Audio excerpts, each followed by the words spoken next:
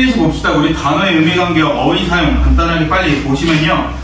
자, 옆에 사전적 의미라는 게 있었는데 이 사전적 의미랑 좀 같이 연계돼서 나올 수 있는 게 뭐냐면요. 개념적 원리입니다. 죄송합니다. 원리가 아니라 개념적 의미입니다. 개념적 의미라는 것은 사전적 의미처럼 좀 객관적인 의미를 갖고 있는 건데 대신 얘는 좀 본질적이고 핵심적인 의미를 갖고 있는 거고요. 그 다음에 또 다른 특징으로는 얘는 확장적이랑 폐쇄적인 의미를 갖고 있는데 이 개념적 원리 안에 뭐가 있는 거냐면요. 사전적 의미랑 외연적 의미랑 인지적 원리라냐 의미가 다 있는 겁니다. 죄송합니다. 개념적 의미란 것은 객관적인 의미로 본질적이고 핵심적, 확장적, 폐쇄적인 특징을 갖고 있는데 이 개념적 의미의 예시가 바로 사전적 의미, 외연적 의미, 인지적 원리입니다. 또 원리를 했죠. 의미입니다. 죄송합니다. 근데 여기서 외연적이란 말이 좀 여러분들 생소할 수 있는데 외연적이란 뜻이 뭐냐면요. 보편적이고 기본적이라는 게 바로 외연적이라는 의미입니다. 오케이? 괜찮나요? 이거를 왜 하냐면요. 여러분들 시험 범위에 유인물 프린트가 되어 있었는데 일단 지금 여러분들 학교에서 쓰는 문법 프린트 같은 경우에는 그 지약사 문법 교재가 하나 있거든요. 참고 교재? 선생님들 쓰는 참고 교재가 있는데 그 참고 교재에서 계속 똑같이 나와요. 여러분 학교 프린트는. 근데 학교 그 지약사 문법 교재를 보니까 이런 개념적 의미랑 등등의 내용들이 있어서 그런 내용들을 같이 보려고 합니다. 어차피 프린트 나오면 프린트 수업해야 되니까 그걸 좀 미리 본다 생각하시면 될 것 같아요. 자, 그 다음에 그 밑에 보시면 함축적 의미라는 게 있었는데 이 함축적 의미는 연상이나 관습 등에 의해서 형성되는 의미였는데 연상이나 관습 외에 또 뭐가 있냐면 시대, 지역, 사회, 문화 등으로도 형성이 됩니다. 시대, 지역, 사회, 문화 등으로도 형성되는 게 바로 함축적 의미입니다. 오케이? 근데 우리 지난주에 했던 거랑 똑같아요. 제가 지난주에 했던 게 바로 소나무라는 게 있었잖아. 소나무라는 거 지금 우리 동양권에서는 지주와 절개를 의미하는데 얘를 갑자기 프랑스 쪽으로 갖고 간다면 좀 의미가 전달이 안 된다 했었는데 그게 바로 연상이나 관습, 시대, 지역, 사회, 문화 등으로 형성되는 함축적 의미가 형성된 거다라는 거. 오케이? 자, 그 다음에 넘어가셔서 8페이지 보시면 사회적 의미란 게 있는데 이 사회적 의미를 지금 여러분 학교 거기 참고 교수는 뭐라 했냐면 문체적 의미라고 또 했거든요. 그래서 문체적 의미랑 사회적 의미는 서로 같은 말이다 라는 거 혹시 모르니까 잘 체크해 주시고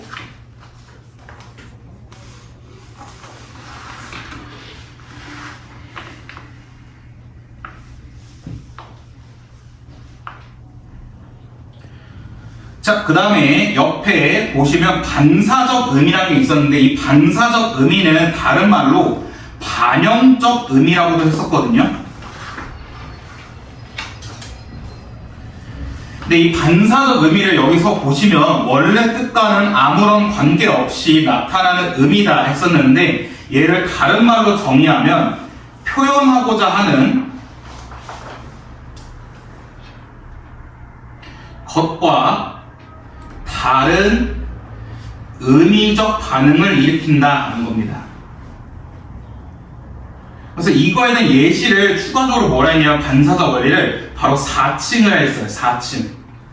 자, 여러분들 4층 하면 무슨 느낌 옵니까? 죽음의. 네, 죽음의 4가 생각나서 그래서 가끔씩 엘리베이터 보면 F층으로 돼 있었거든요. 그런 이유가 바로 이런 반사적 의미 때문에 그렇습니다. 그러니까 원래 4층이라는 거는 단순히 4층이라는 높이를 나타내는 것을 표현하고자 했는데 그것과는 다른 의미적 반응을 일으킨다는 거죠. 그래가지고 좀 죽을 살 떠올리는 거.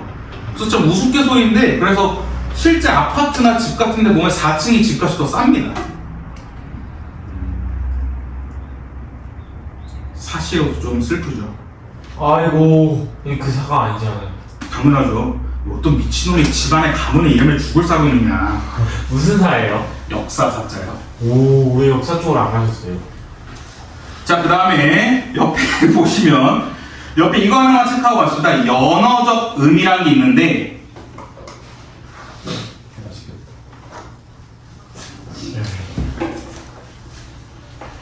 연어적 의미는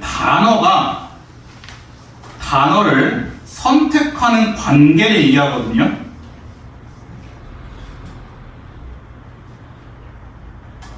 이게 무슨 말이냐면 여러분들 커피가 뜨겁다라 해, 덥다라고 해? 덥다. 커피가 뜨겁다라고 하죠. 그렇죠. 덥다라고는 안 하죠. 근데 뜨겁다랑 덥다는 의미적인 관계가 어때? 비슷하잖아. 그치? 그다음 똑같이 방이 뜨겁다라 해, 따뜻하다. 덥다라고 해? 덥다. 뜨겁다 쓰 뜨겁다도 쓰기는 해요. 그치? 뜨겁다고 쓰긴 쓰는데 일반적으로는 덥다. 덥다를 많이 쓰죠.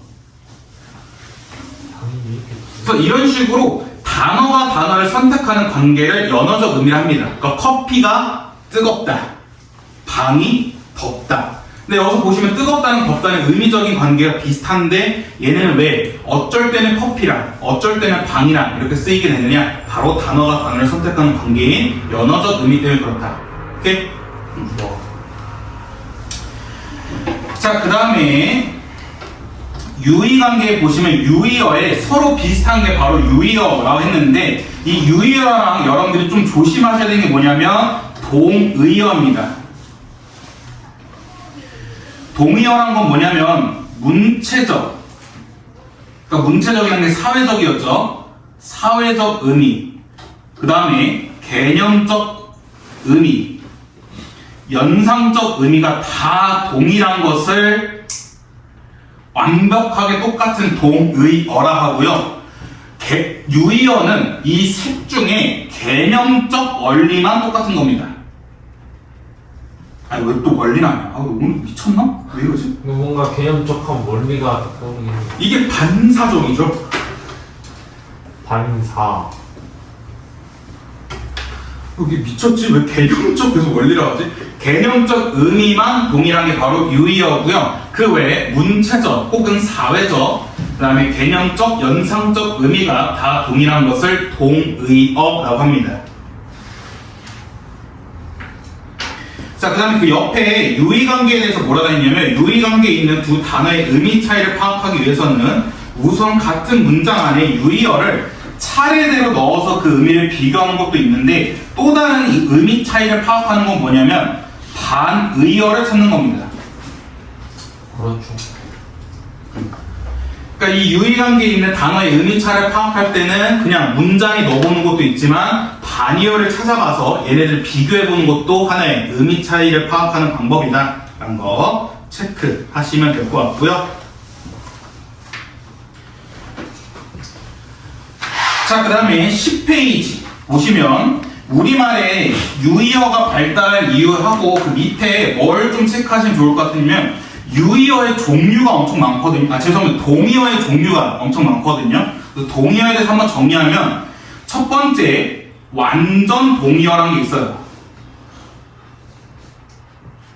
완전 동의어는 진짜 서로 완벽하게 똑같기 때문에 그냥 서로 교체도 된다는 거야. 이게 예시가 뭐냐면 달걀과 계란이죠. 오. 차이 있지 않나요? 국어 사전에서는 없습니다. 국어 사전으로만 본다면 없습니다. 다른 걸로 보면 저거는 우리말 한자가 제일까요? 그쵸? 그러니까 달걀은 닭의 알이 이렇게 줄여서 달걀 되는 거고 계란 같은 게 아마 그 란자가 한자어라서 그게 이제 된 거. 근데 이 달걀과 계란은 서로 완벽하게 똑같은 거기 때문에 뭐 써도 교체도 가능하다는 거죠. 그다음 두 번째는 포함 동의어입니다. 포함 동의어는 뭐냐면 하나가 다른 하나를 포함하고 있는 관계로 가끔씩, 아주 가끔씩 서로 교체가 안 됩니다. 그러니까 이게 예시가 뭐냐면 길과 도로예요.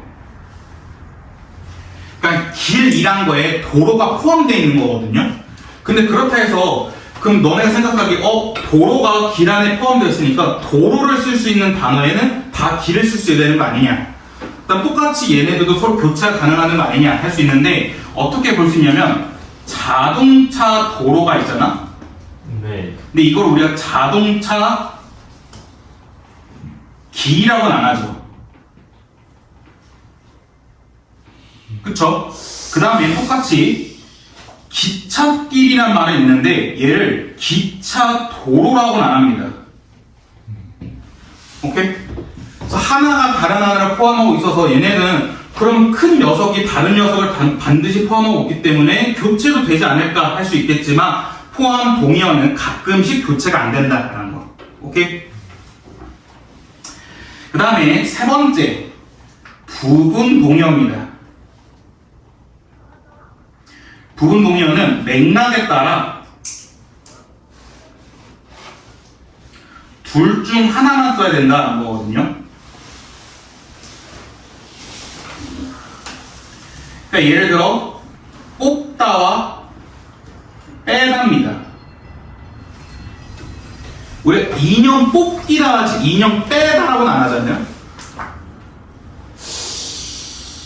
그 다음에 이빨을 뽑다, 이빨을 빼다, 이건 좀 가끔씩 쓸 수 있는데 인형을 뽑다, 인형을 빼다, 이건 서로 어울리지 않죠. 그렇기 때문에 이런 식으로 맥락에 따라 둘 중 하나만 쓸 수 있는 것을 부분 동의어라고 합니다. 오케이? 어렵다.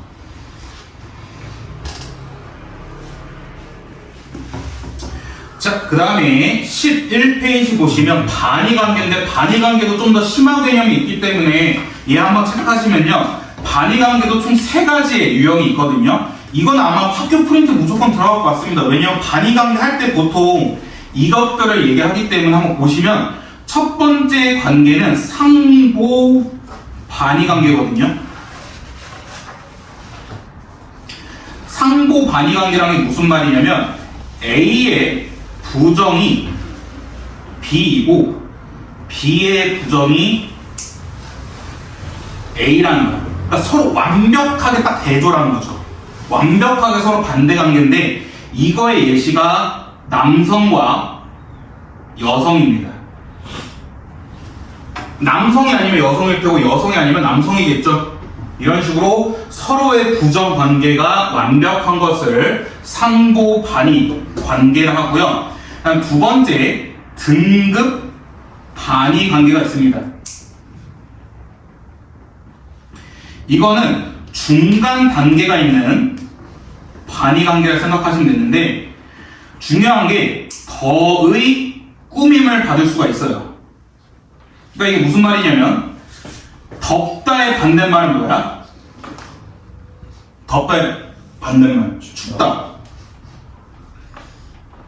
근데 덥다와 춥다의 중간 단계가 있잖아. 뭐 뜨뜻하다, 뭐 서늘하다, 선선하다 이런 식으로. 네. 그렇죠? 근데 얘네들은 더의 꿈을 받을 수 있죠. 어우, 더 추워졌어. 더 더워졌어. 이런 식으로 더의 꿈을 받을 수 있다라는 거고요. 그 다음에 세 번째 관계는 뭐냐면 방향 혹은 상관 반의 관계입니다.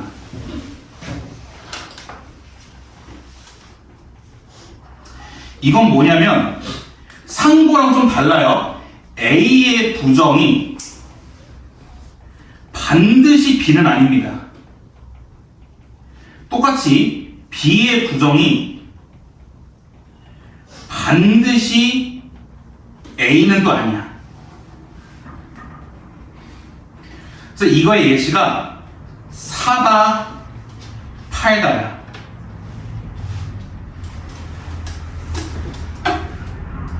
사는 거에 반대가 무조건 파는 거야? 안 사다. 안 사지 않는 것도 있잖아. 파는 것도. 파는 거에 반대가 무조건 사는 건 아니잖아요. 근데 덥다고 근데 이게 차이가 뭐냐면 더의 구는 못 하잖아. 내가 더 산다, 더 팔다가 이런 건 좀 어색하잖아. 산다. 자, 이거 다른 클리닉 때 얘기했는데 너네가 찝는 게 아니야. 더 산다, 더 팔다 이거 될 것 같다 하는 거는 내가 그때 얘기를 니네 좆대로 국어를 써서 아니, 그래. 그거 합성하잖아요. 어? 여기서 합성을 더 산다라는 건 많이 씁니다. 더 사. 더 팔아, 많이 팔아. 이것도 되는데. 아니 이건 말이 안 돼. 아니 근데 많이 팔다가 더 어울리잖아. 그렇네요. 아니, 더 팔아. 더 팔아? 이렇게 적게 팔아. 적다 했는데 반대는 많다잖아. 네. 그러니까 적게 너 왜 이렇게 적게 팔아? 이거를 팔라고요. 그러니까 그러면 너 내가 많이 팔아 라는 뜻이잖아. 그러니까 또 어쨌든 더 이쁨을 받고 있으니. 이걸 이렇게 들어간다고? 그럼 나는 더 이상 할 말이 없어서 그러면 넘어가죠. 근데 이걸 내가 최대한 구별할 줄 아는 방법으로 더를 갖고 왔더니 너네가 이러면 내가 더 할 말이 없어져. 더 해. 그 다음에 쉽지 않다. 자, 그다음 반의관계 좀 더 보시면요. 이거 하나만 체크하시면 좋을 것 같아요.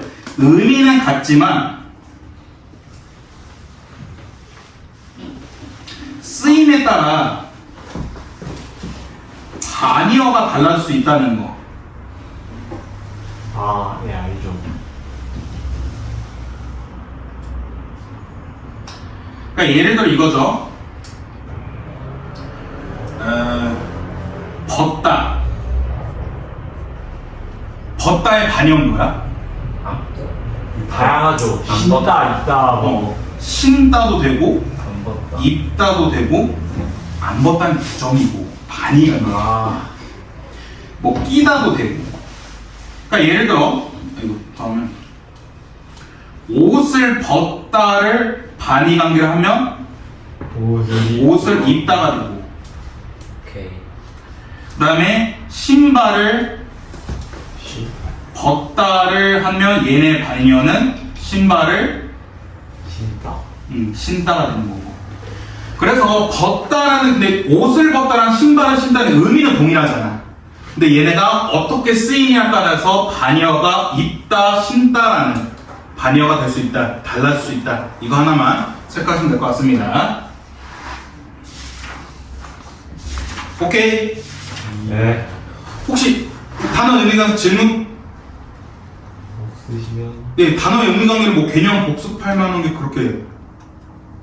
오케이, 패스 하시고. 그럼 개념 예제. 끝이에요? 어? 이게 끝이에요? 더 할 거, 더 깐 거. 쟤는 도대체 왜 두 명의 아해들이 안 오는지 이거. 그러니까 얘는 왜 아예 안 와? 일단 윤호는 자고 있을 거고 일단 왜 머리 이렇게- 대신 쳐먹고 있을 거고. 이렇게 새삼스럽게 몰라. 일단 해. 우리 지금 우리 나갈 길이 더 바빠. 페이지 넘버 걔네 챙길 필요가 아니라 챙길 여유 없어. 페이지 9페이지. 개념 예제 9페이지.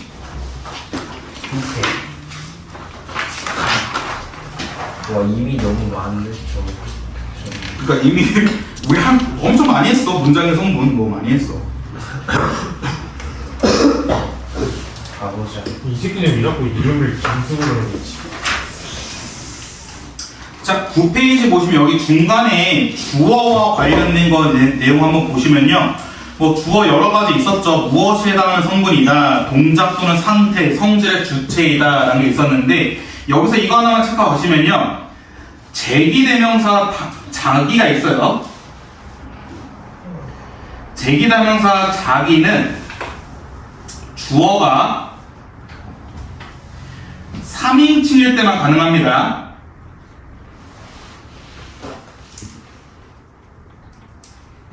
그러니까 예를 들어 철수는 자기 집으로 가자 했다. 했을 땐 자기를 써도 되잖아. 근데 나는 자기 집으로 가자 했다. 이때 자기는 제기대명사야? 그게 아니죠.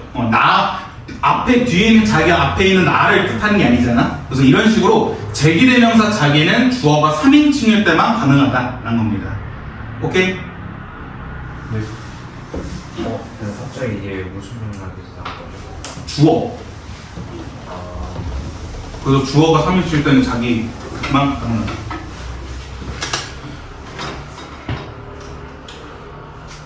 그다음 여러분들 그 주어가 생략 가능한 것처럼 목적어도 생략 가능합니다. 때에 따라 문맥에 따라 또 목적어도 생략 가능해요.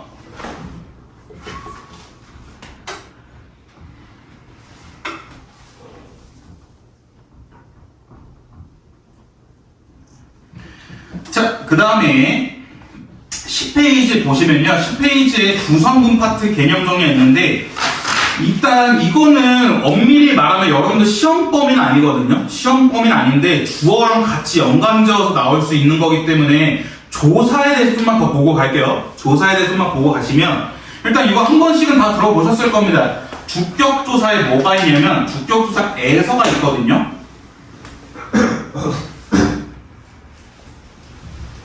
학교에서. 네, 학교에서 100일장을 개최했다. 이런 식으로 만약에 그 앞에 있는 명사나 체언이 단체 혹은 조직을 뜻할 때는 주격조사에서가 가능하고요. 이거에 대한 예시가 뭐 이런 거죠. 우리 학교에서 100일장을 개최한다. 이런 식으로 학교라는 단체, 조직을 의미할 때는 주격조사에서가 붙을 수 있다. 체크하시면 되고요.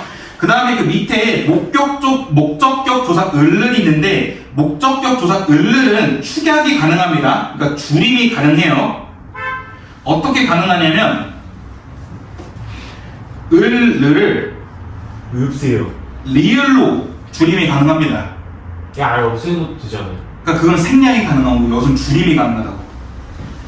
누구를 누굴 이런 식으로.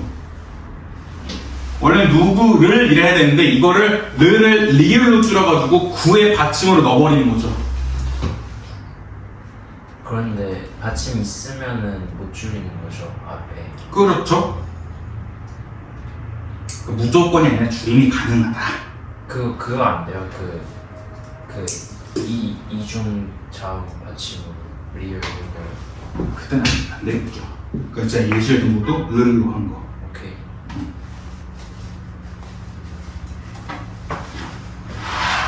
자, 그 다음에 넘어가셔서 11페이지 11페이지 관용어에 대해서만 좀 더 보시면요, 관용어에 조금만 한번 살짝 더 보시면 관용어는 부사어와 달리 혼자서는 완전 쓸 수가 없습니다. 이게 당연한 말이겠지만 이게 무슨 말이냐면, 만약에 친구가 야, 새 것 줄까 헌 것 줄까 라고 물어봤을 때 새 라고 대답하면 안 되죠. 그쵸? 근데 만약에 반면에 야, 천천히 갈까 빨리 갈까 라 할 때는 빨리, 이렇게 부사어 하나 써도 의미가 통한다는 거야. 오케이? 그래서 부사어는 혼자 쓸 수가 있는데 관용어는 그렇지 못한다는 겁니다. 그 다음 이거 문제 풀면서 한번 얘기했는데, 관용어가 가끔씩 필수적 부사어처럼 반드시 필요한 경우가 있었어. 그게 언제 경우였어? 의존명사 앞에서는 반드시 필요합니다. 오케이? 그래서 밑에 쓰시면 의존명사 앞에서는 반드시 쓰여야 돼요.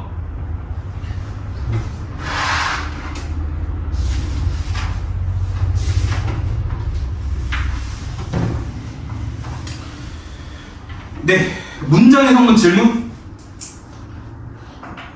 네, 없으시면 25페이지로 갑시다.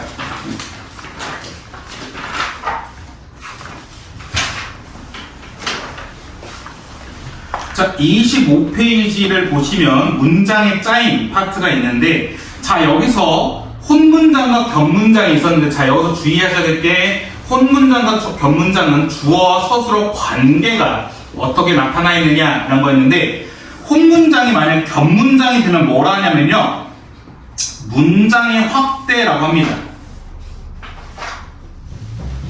그냥 이건 참고만 하세요. 그냥 혼문장을 만약 격문장을 업그레이드 시키면 얘에 대한 정의가 뭐냐, 개념이 뭐냐, 문장의 확대라 한다 라는 거였고, 그 다음에 여러분들 옆에 조심해서 쓰는 게 뭐냐면, 철수는 학교에 갔다 왔다.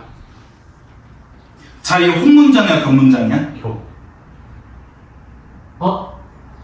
철수는 학교에 갔다 왔다. 그거 뭐죠? 너 오늘 학교 갔다 왔어? 네, 오늘 학교 갔다 왔어요. 혼문장. 왜 혼문장이야?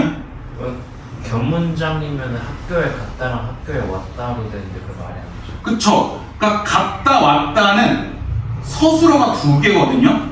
그쵸. 왜냐면 여기 생략된 게 뭐냐면 철수는 학교에 갔다 집에 왔다, 혹은 학교에 갔다 학원에 왔다 라는 식의 이 장소를 나타내는 부사가 생략되는데, 이게 주의해야 되는 게 뭐냐면 서술어가 두 개지만 견문장이라는 건 뭐냐면 주어 서술어의 관계가 두 번이거든. 근데 지금 얘는 주어 서술어 관계는 하나씩이야. 왜냐면 주어는 하나이기 때문에. 오케이? 그러기 때문에 얘는 혼문장입니다. 오케이?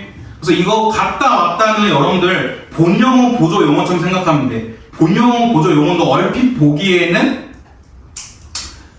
서술어가 두 개처럼 보이는데, 이건 하나의 서술어를 퉁쳐가지고 혼문장이었던 것처럼 얘도 철수는 학교에 갔다 왔다는 서술어가 두 개이지만 주어 서술어 관계가 한 번 나타나기 때문에 얘는 혼문장입니다. 오케이?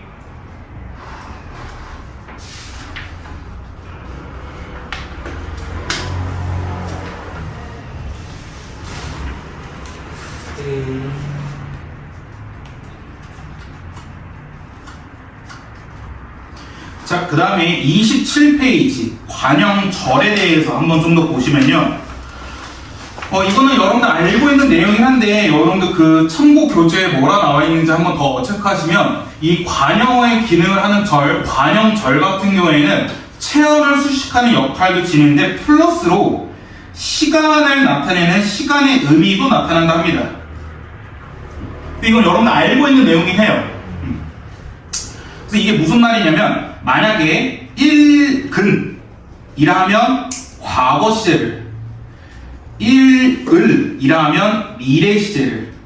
근데 여기서 좀 조심하시는 게 뭐냐면, 읽던 얘는 뭐라 나와 있냐면 그냥 과거가 아니라 과거의 미완이라 나와 있습니다.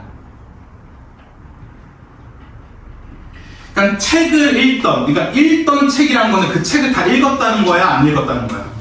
읽다 말았다는 거죠. 그렇기 때문에 읽던을 쓰면 얘는 과거 중에서도 아직 다 완성되지 못한 과거의 미완을 나타낸답니다. 근데 내가 읽은 책은 그 책을 다 읽은 거겠지. 그렇기 때문에 그냥 얘는 단순히 과거만 딱 나타내는데, 내가 읽던 책은 이라 하면 얘는 아직 그 책을 다 못 읽은 거기 때문에 과거 중에서도 미완의 의미도 좀 더 추가한대요. 오케이? 자, 그 다음에 이거는 나올지 안 나올지 모르는데 그래도 혹시 몰라서 말씀드리면, 관형절에서 긴 관형절이라는 게 있거든요.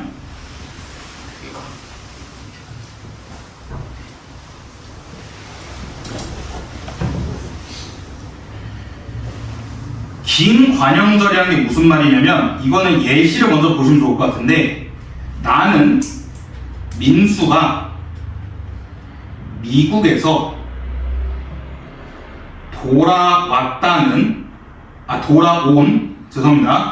돌아온 사실을 몰랐다 라는 문장이 있고요. 똑같이 밑에 나는 민수가 미국에서 돌아왔다는 사실을 몰랐다. 이게 있는데, 여기서 밑에 있는 돌아왔다니 긴 관형절입니다. 그러니까 첫 번째 예시 문장과 두 번째 예시 문장의 의미는 똑같죠. 어찌됐건 간에 민수가 미국에서 돌아온 사실을 모르는 거잖아.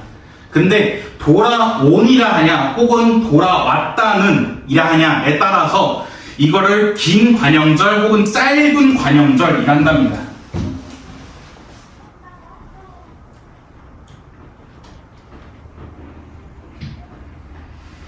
그래서 긴 관형절은 보통 뭐뭐다, 뭐뭐라로 끝날 경우에 긴 관형절을 썼다 합니다. 오케이? 네.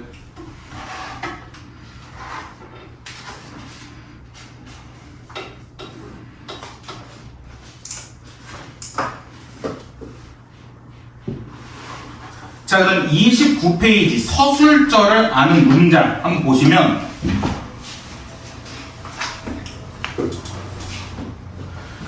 여기서 이거 하나만 좀 체크하고 가시면 될 것 같은데 서술절을 아는 문장이 어떤 의미냐라는 건데 이게 바로 뭐 소유 아니면 수나 양 상하 관계를 나타낼 때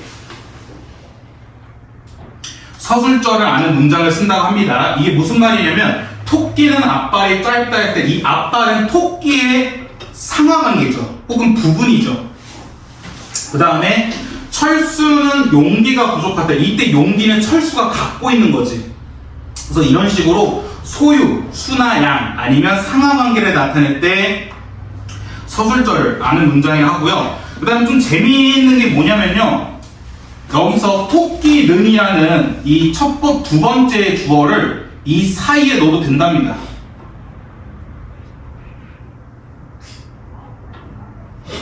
그래서 이거는 혹시 몰라서 국립국어원에서 찾아봤는데 네, 맞는 문장이랍니다. 토끼는 앞발이 짧다가 앞발이 토끼는 짧다. 철수는 용기가 부족하다가 용기가 철수는 부족하다. 이것도 맞는 문장이라 하네요. 문법적인 표현이 맞답니다.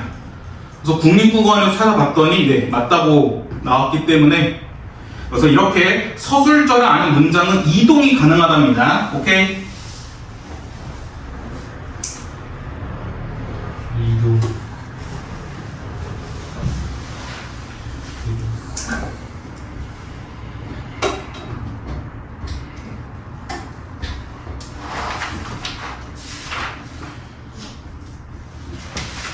자, 문장에 짜인 질문 없으시면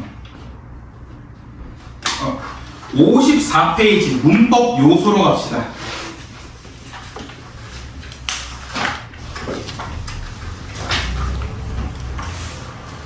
여기서 몇 가지만 심화 개념 설명드리고 가도록 하겠습니다.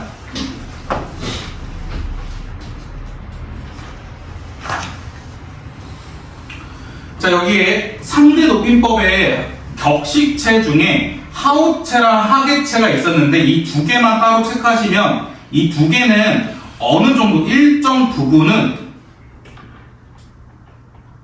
상대방을 대우해주는 표현이랍니다. 그러니까 우리가 특히 하계체는 낮춤 표현이기 때문에 그냥 그 상대방을 낮춘다 생각할 수 있겠지만 어느 정도는 그 사람을 대우해주기 때문에 하계체를 쓴다라는 거고, 하우체도 좀 비슷한 느낌이래요. 하우체도 윗사람한테 높임을 쓰긴 쓰는데 근데 그 높은 사람을 완전히 높인 건 아니고 어느 정도를 대우해줄 때 쓰는 게 바로 하우체라고 합니다. 오케이?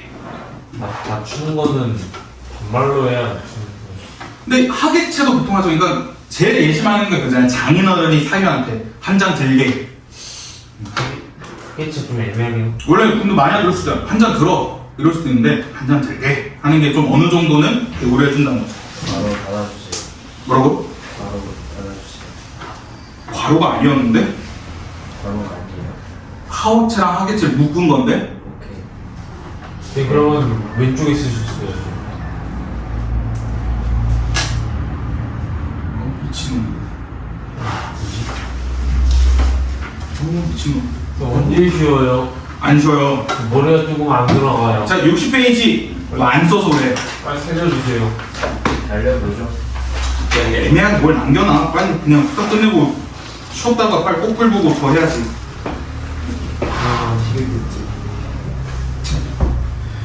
자, 60페이지 보시면 과거 시제를 나타내는 선어 발음이 더가 있었어요. 이 더는 좀 회상하는 의미가 있다 했는데 이 더 같은 경우에는 무슨 특징이냐면 1인칭 주어에 제약이 좀 걸립니다. 그러니까 1인칭 주어에 제약이 걸린다는 게 무슨 말이냐면 나 참 착하더라 이런 말 잘 안 쓰죠.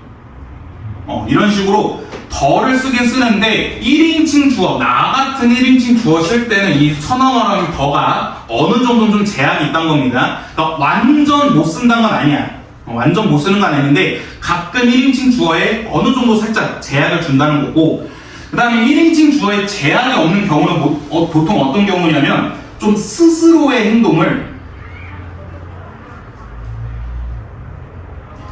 객관화할 때는 가능합니다. 그러니까 예를 들어 나는 그때가 참 기쁘더라. 그때 생각하면 참 기쁘더라. 이런 식으로 할 때는 스스로의 행동을 좀 객관화했기 때문에 이때는 선어말함이 더가 가능하다는 겁니다. 오케이?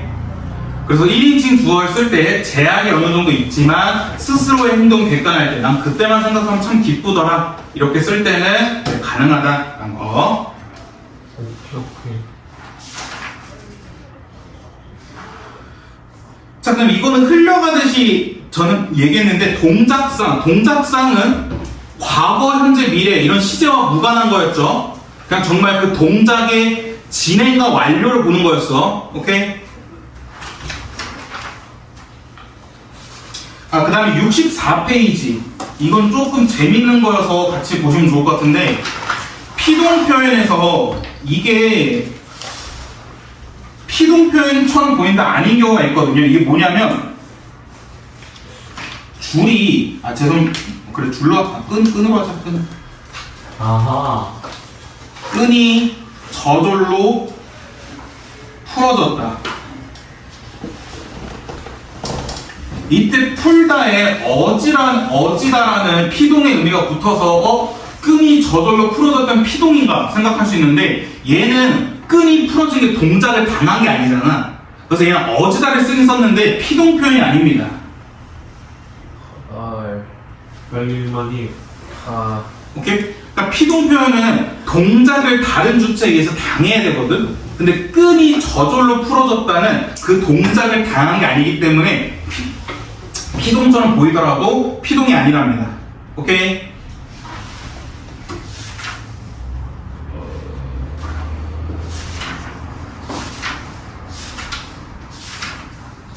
좋다.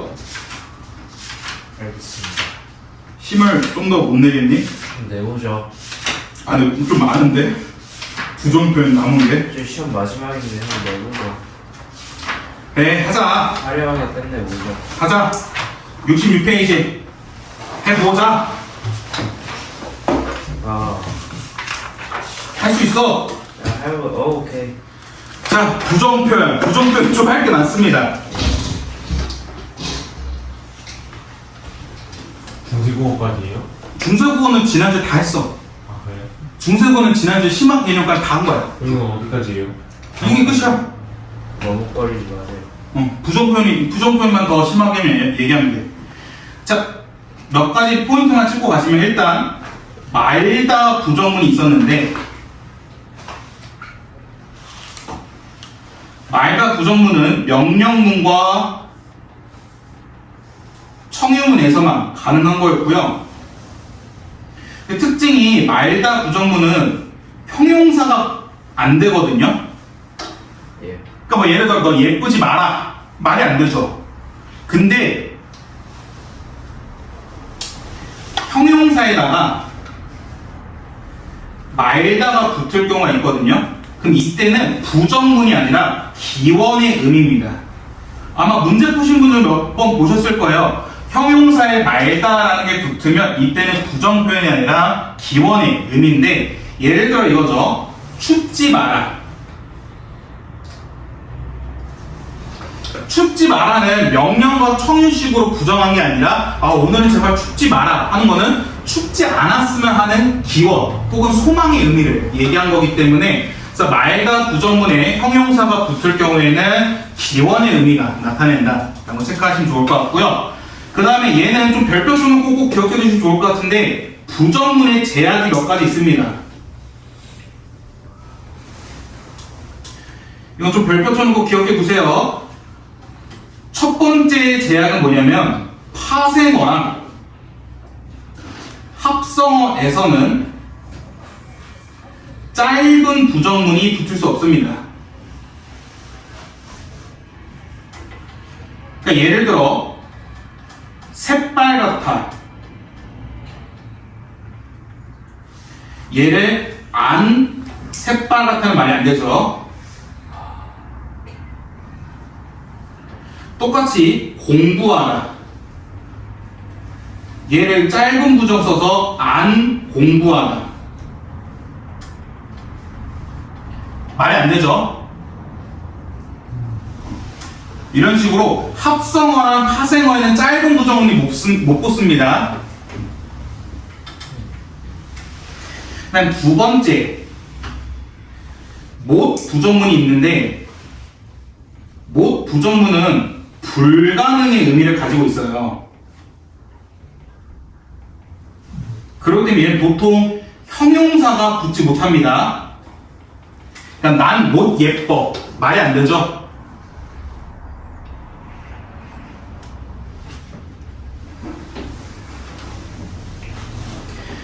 그 다음에 못 부정문이 못 붙는 몇 가지 단어가 있는데 이게 뭐냐면 고민하다, 실패하다, 후회하다, 혹은 걱정하다. 걱정하다는 못 부정문이 못 붙습니다. 그러니까 너네 한번 생각해봐. 후회하다를 부정해봐. 후회하지 않다. 후회하지 않다잖아. 난 후회하지 못해. 이런 거 쓰지 않죠. 난 걱정하지 않아. 이런 식으로 이런 단어들은 못 부정문이 못 붙습니다.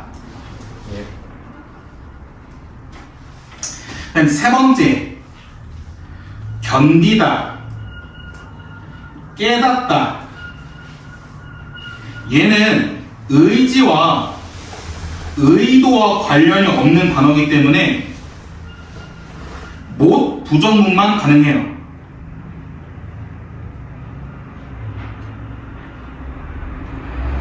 그러니까 예를 들어서 난 깨닫지 않았어 이런 말 쓰지 않잖아. 난 깨닫지 못했어. 이런 식으로 깨닫다와 혹은 견디다는 화자의 의지와 의도와 관련 있는 게 아니기 때문에 이 능력과 관련 있는 거여서 얘는 못 부정문만 가능하다는 겁니다.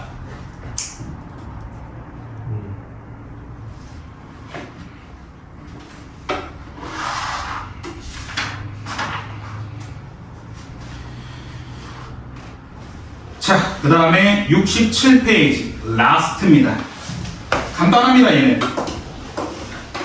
부정 표현에 부정용은 아니하다, 않다가 있는데 얘가 어떻게 쓰일 수 있냐면 긍정을 확인하는 의문문으로 쓰일 수 있어요. 이게 무슨 말이냐면 그녀가 예쁘지 않니? 라고 쓸 때는 예쁘지 않다라는 것을 물어보는 게 아니라 자기는 예쁘다 생각하는데 그걸 이제 확인하는 식으로 물어보는 거죠. 그렇기 때문에 그녀가 예쁘지 않니는 긍정을 확인하는 의문문으로 쓸 수 있다라는 거. 오케이? 좀 부정 표현에 관련된 심화 개념이 몇 가지 좀 많이 있었기 때문에 여러분들 그거에 대해서 좀 설명을 드렸고요. 처음부터 후다닥 봅시다.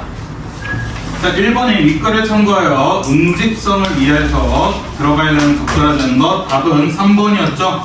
여기서는 왜냐하면 보다는 뭐 그렇다면 아니면 다음에서 이런 것들이 들어가야 이쁘게 쏙 들어가겠죠. 자, 자, 그럼 2번에 니은과 유사님인데 니은의 유사는 이제 더 먹으라는 권유에 괜찮습니다 라고 말하는 건 좀 사양의 의미죠.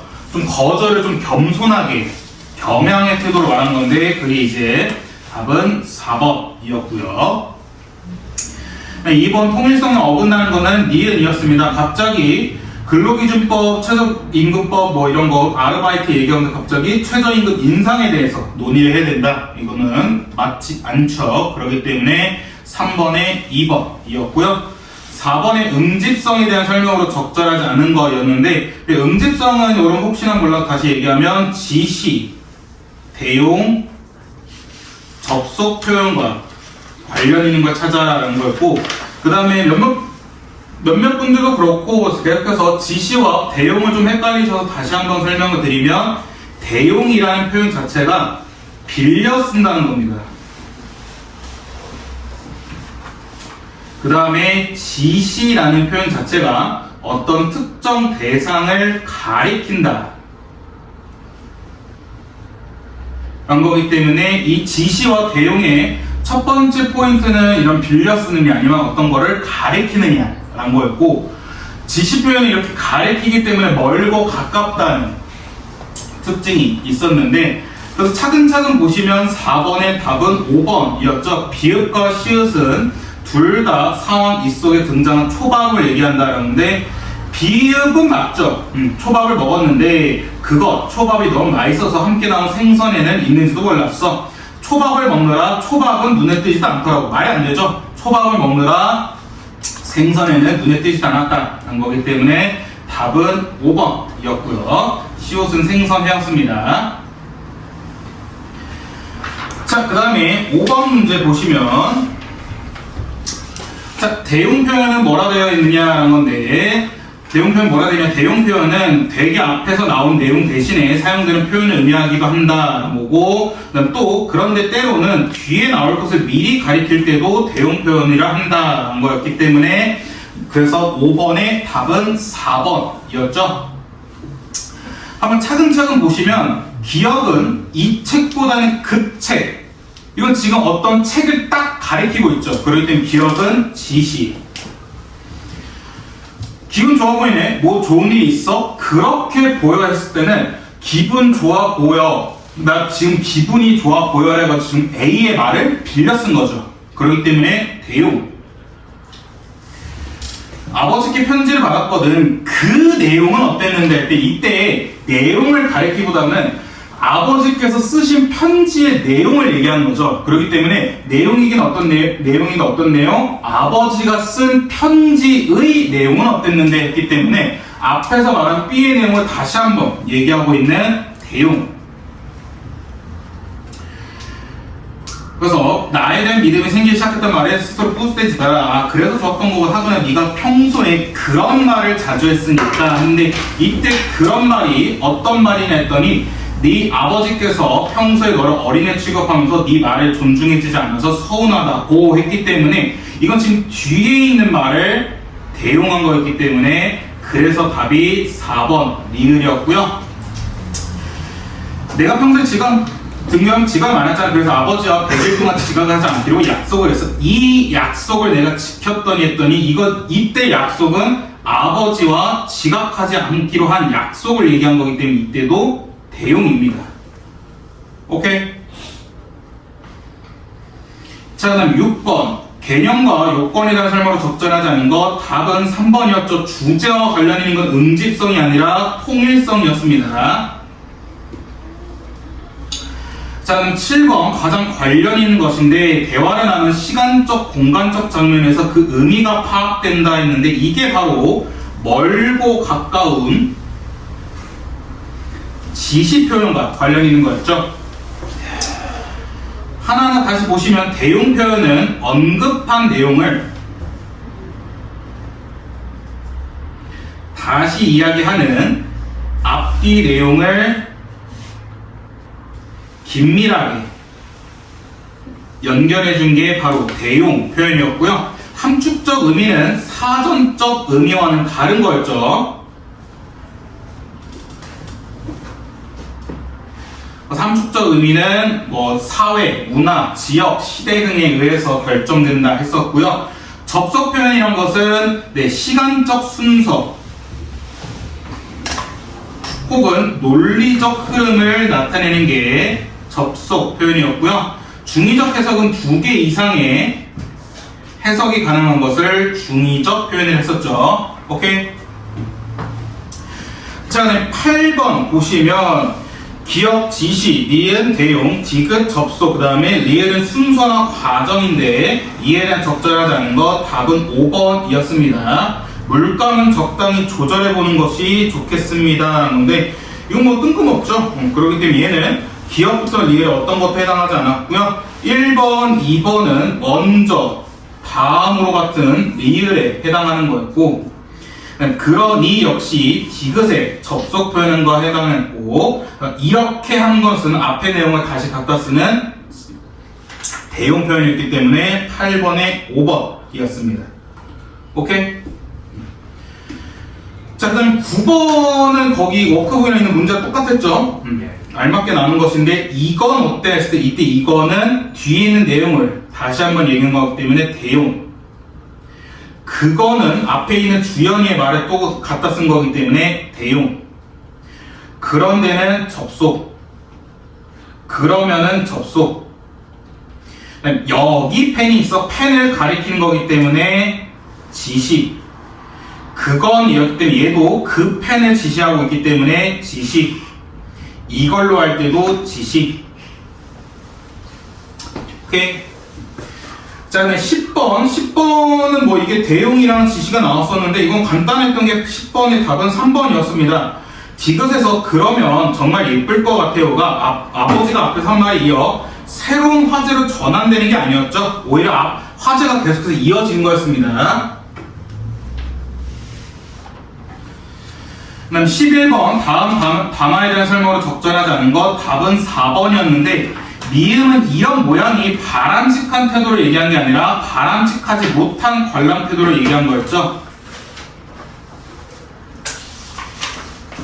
그 다음 12번 담화와 관련된 설명을 적절하지 않은 것 3번이었는데 생략이 가능한 건 반드시 생략해야 된다. 네, 반드시 생략할 필요는 없었어요.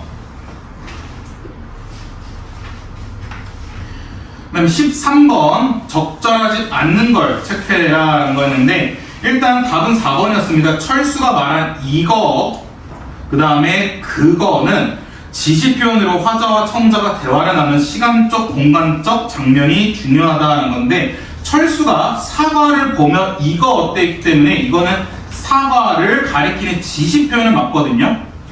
그것보다는 이게 좋을 것 같아. 그러면 사과 한 박스를 사자. 그거 좋은 생각인데 얘 때 그거는 사과 한 박스를 사자는 내용을 다시 한번 빌려 쓰는 대용이었죠. 그렇기 때문에 13번의 답은 4번이었습니다. 철수가 말한 그거는 대용 표현이었어요. 오케이? 네. 일본의 그 심리적 거리에 따라서도 달라졌어요. 싶어요? 물리적, 심리적? 자, 그 다음 14번. 근데 이건 알아서 하세요. 이건 한국인이라면 할 수 있을 겁니다. 여러분들은 자랑스러운 대한민국 사람입니다. 15번. 맥락에, 14번 틀렸어? 아니죠? 대한민국 사람이라면 자랑스러워. 자, 팔이 떨어지겠네 같은데 이게 진짜 팔이 떨어질까봐 아파 했는데 아들이 어디 편찮았어요? 나 이게 문제. 아들 잘못 키웠노. 미친 새끼 아닌가 했는데 이건 도움을 요청하는 거죠? 네, 왜 저렇게 돌려서 말하는 거예요? 저희 아버지는 그냥 떠나라고 하는데. 충청도 분이신가 보죠. 자, 그 다음에 이제 중세국어 파트입니다. 16번.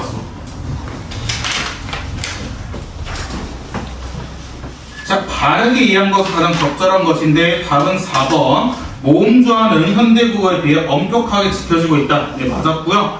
1번 성조는 흔적을 남기지 않고 사라진 게 아니라 이 성조는 결국 장음이 되었었죠. 소리의 길이.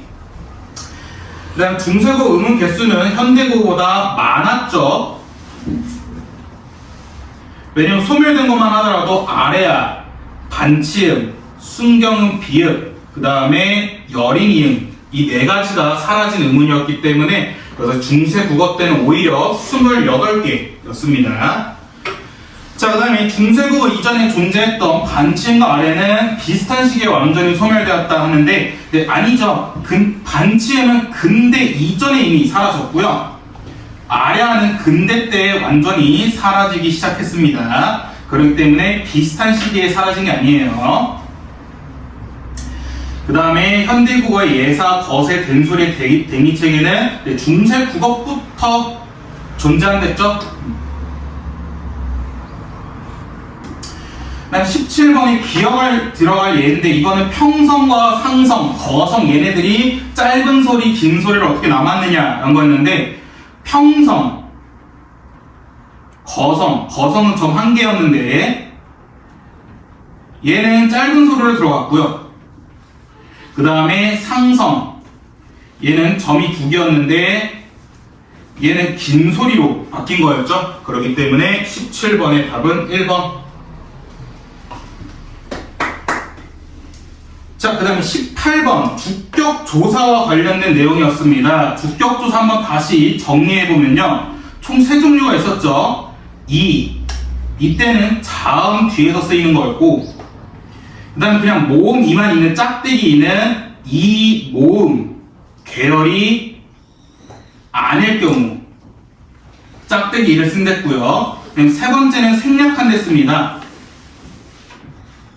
언제 생략하냐면 이 모음 계열일 때 생략하는 거였는데 이 모음 계열이 바로 이, 의, 위, 왜, 에 등이 바로 이 모음 계열이었죠. 오케이? 그래서 이런 경우일 때는 주격조사를 생략한다 했습니다. 그래서 하나하나 보시면요. 엄니 같은 경우에는 이로 끝났죠. 이로 끝났기 때문에 이 모음 계열이어서 얘는 생략하고요. 그다음 늙음이 할 때 늙음이는 이때는 미음으로 끝났죠. 그러니까 여러분들 이게 이어적기에서 그런 건데 이어적기 미음으로 끝났기 때문에 얘는 이가 붙은 거고 그다음 아들 아니구나 부모죠. 부모가 했을 때 오로 끝났기 때문에 오로 끝났기 때문에 얘는 이모음 계열이 아니기 때문에 짝대기 이가 붙고요. 그 다음에 디귿에서는 아들들이 하고 있는데 얘는 히음으로 끝났기 때문에 이. 그 다음에 맨 마지막 맹자도 역시 맹자 하고 아래로 끝났기 때문에 얘도 이를 붙인다는 점. 오케이? 그래서 이거에 맞춰서 답을 체크하시면 18번의 답은 4번이었습니다. 이모음기. 자, 그럼 19번이 아마 조금 어려웠을 수도 있는데 19번은 그냥 차라리 기억부터 미음을 하나하나 분석해 봅시다. 일단 기억은 부척깨이기 때문에 이때 깨는 객체 높임을 위한 깨였죠. 그 다음에 니은이 문제였을 텐데 니은을 보시면 이거 순경은 비읍 있고 그 다음에 앞에 객체 높임이었기 때문에 얘 객체 높임 선언어를 썼나? 했더니 그럼 객체 높임 선언어를 썼으면 시오 혹은 반치음 아니면 지읒 이런 게 나와야 되는데 얘는 오히려 받침이 리오로 끝났습니다. 그렇기 때문에 얘는 뭘까 할 수 있는데 얘는 그냥 sir 플러스 5대가 붙인 겁니다. 얘 그냥 특수어이라 생각하시면 돼요. sir 5대. 그 다음 우리나라의 오샤 같은 경우에는 5 플러스 샤인데 이 샤가 주체 높임 선어말 어미죠. 자, 주체 높임 선어말 어미 한번 정리해 보시면 시는 자음 앞에서 시로 끝나고요. 샤는 모음 앞에서 샤기 때문에 이거 체크하시면 되고요. 니르샤 돼 역시 얘도 주체 높임 선어음이 샤 썼고요. 여러분들 여기서 할 수 있는 게 니르샤 돼 할 때 샤 하면 모음 앞인데 얘는 왜 시가 아니라 샤냐 할 수 있는데 여기 그러니까 여러분들 미리 말씀드리지만 중세국어 선어말음이 5가 있거든요. 5는 아직까지 확실하게 연구가 안 됐는데 이 사이에 중세국어 선어말음이 5가 들어간 겁니다. 네, 그렇기 때문에 샤를 쓴 거예요. 오케이? 그러니까 이거 중세국어 선어말을 오늘 제가 확실하게 설명드리기 어려운 게 지금까지 계속 연구 중이거든요. 왜 이게 언제 쓰이냐 확실하지 않은데 일단 거의 80%가 좀 확실한 게 뭐냐면 1인칭 주어일 때는 5가 들어가야 된다 라는 건데 지금 앞에 보시면 1인칭 주어가 아닙니다 또. 그러니까 이거 언제 들어갈지 몰라요. 근데 대부분 1인칭 주어로 끝나면 선어말음에 5가 들어가긴 하는데 확실하지 않으니까 왜 샤냐 뒤에 5가 생략되어 있기 때문에 그렇다 생각하시면 되고요. 그 다음에 이거는 형광펜치라고 꼭 체크하셔야죠. 이거 어떻게 읽어야 되는데 힘든데 얘는 거의 종합 선물 세트였습니다. 그렇네요. 이르 플러스 쥐야 리. 객체 선어말음을 썼는데 앞에 모음으로 끝났고 그렇기 때문에 반치음을 썼는데 뒤에 순경은 비읍이 있기 때문에 얘도 5가 생략된 겁니다. 얘도 선어말 어미가 썼는데 이때 선어말 어미는 1인칭 주어여서 선어말 어미 5를 썼고요. 그래서 모음으로 끝났기 때문에 앞에 객체 높임 선어말 어미를 순경은 비읍을 썼고요. 그 다음에 리를 썼죠. 리는 미래 시제 나타내는 거였고 그 다음에 이를 썼는데 얘는 상대 높임 선어말 어미였습니다. 상대 높임 선어말 어미 한번 정리하시면 2로 끝나는 건 평서, it으로 끝나면 음은, 쇼셔는 아쉬우셔. 명령,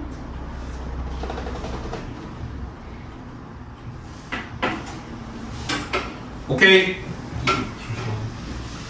아마 이걸 바탕으로 19번 보시면 답은 3번이었을 겁니다. 니은의 객체를 높이기 위한 선어말 어미는 사용되지 않았습니다.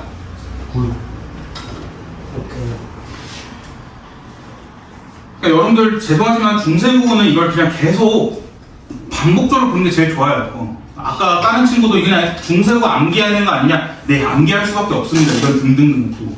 왜냐면 여러분들 중세국어는 자료가 많지가 않아요. 이런 기껏해야 석고상절, 중세, 그 다음에 훈민정음, 근데 용계어천가 정도기 때문에 여러분들 그냥 이런 대표적인 예시는 꼭 알고 계시고요. 특히 이 석고상절은 여러분들 학습활동이 있는 겁니다. 학습활동이 있는 거기 때문에 이 정도 분석은 여러분들 그냥 다 알고 계셔야 돼요.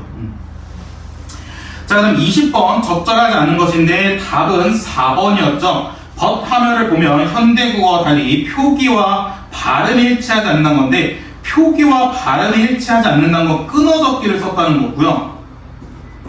이건 오히려 현대 국어에서 표기와 발음이 일치하지 않는 끊어적기를 쓴 거고 오히려 but 하면은 표기와 발음이 일치하는 이어적기를 쓴 거죠. 원래 but이 뭐야? 시옷 받침이잖아. 근데 얘를 그냥 발음 나는 대로 디귿으로 적었기 때문에 표기와 발음이 일치하는 게 바로 but-하며 중세국어 파트였습니다. 자, 그럼 21번 틀리신 분들은 안타깝지만 위에 본문을 안 읽으신 거예요. 본문은 그냥 본문 뭐 대충 맞겠지 하고 그냥 넘어가신 건데 오히려 기억 파트에 이 본문을 다 체크하셨어야 되거든요. 그러니까 보시면 대부분 역삼교육의 새로운 주격수사 깨는 전면으로 쓰인 게 아니었다. 차이와 말의 이인 경우가 같이 일부 제한된 환경에서 나타났다가 글쓰를 점차 넓혀가면서 몸 아래서는 가, 자음 앞에서는 이가 나타나는 양상을 보였다는 거였기 때문에 이를 바탕으로 21번 푸시면 21번의 답은 2번 제한된 경우에서 등장하였다. 22번도 오히려 쉬웠습니다. 마람이랑 마음에를 보시면 음소적 원리인데 음소적 원리는 이어적기죠. 근데 마음에는 끊어적기를 썼습니다. 만약에 마음에는 음소적 원리로 썼으면 마, 으, 매로 썼어야 되는데 이게 이어적기를 쓴 건데 그렇지 않았죠. 그렇기 때문에 22번의 답은 5번이었고요.